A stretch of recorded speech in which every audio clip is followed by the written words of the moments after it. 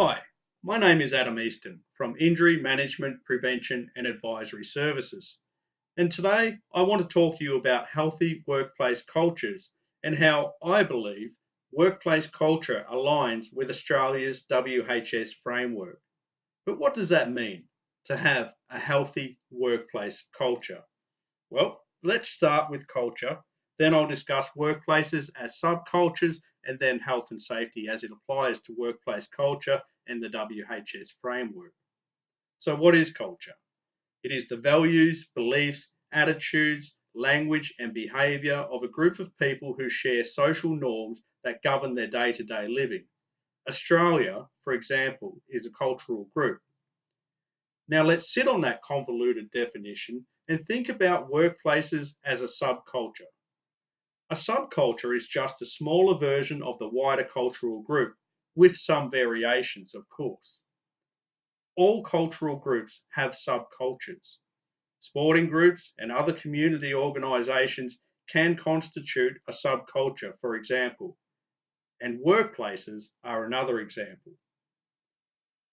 The various values, beliefs, attitudes, language, and behaviours that make up the various workplace cultures in Australia are becoming more and more important to understand today, especially in light of the National Model WHS legislation introduced in 2012, of which most Australian states have now signed up to. The model legislation brings us to health and safety. While health and safety has been a part of the workplace landscape for many decades now, the model legislation brings a new emphasis and a wider definition of health and safety than we have had in the past in Australia. Today, we don't just focus on physical safety when we talk about WHS.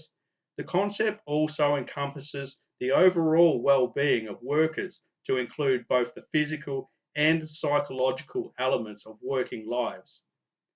And while the legislation is not flooded with reference to culture, I believe culture is crucial in addressing physical and psychological well-being.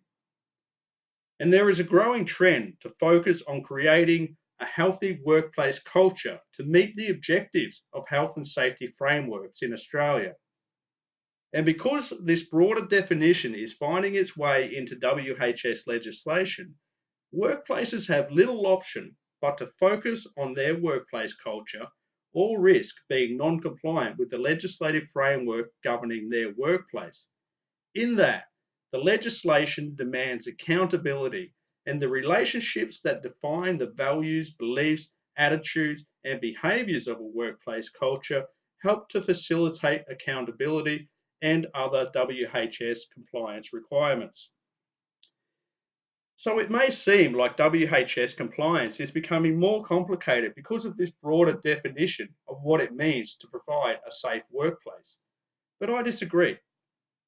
I think if a workplace culture is truly healthy, that is, workplaces accept employees, customers, and people associated with their supply chains as not just workers, but people of whom there is a sincere accountability to protect their well-being and working lives, then workplaces will be better off overall. And when workplace culture is developed with sincerity, where words are put into action, then I believe employers end up with safer workplaces, healthier employees, and more productive businesses. Agree or disagree, Australia's WHS legislative framework now inherently requires workplaces to be more accountable for a wider interpretation of WHS than has been in the past. Now, we can talk about the reasons for this, such as the growing research supporting the health benefits of good work or the wider acceptance of psychological injury arising from workplace interactions. But the way forward is to ensure workplaces have healthy workplace cultures. The way forward is to have healthy relationships in and around the workplace with safety as a part of the cultural conscience. If you would like to know more about Australia's legislative framework, here are some resources to get started. You can also contact your WHS regulator to discuss becoming more compliant, Or you can start by reviewing your WHS policies and procedures, such as your risk management procedures. But remember, this needs to be done in consultation with the various stakeholders involved in your workplace. And don't forget about the intent of the legislation.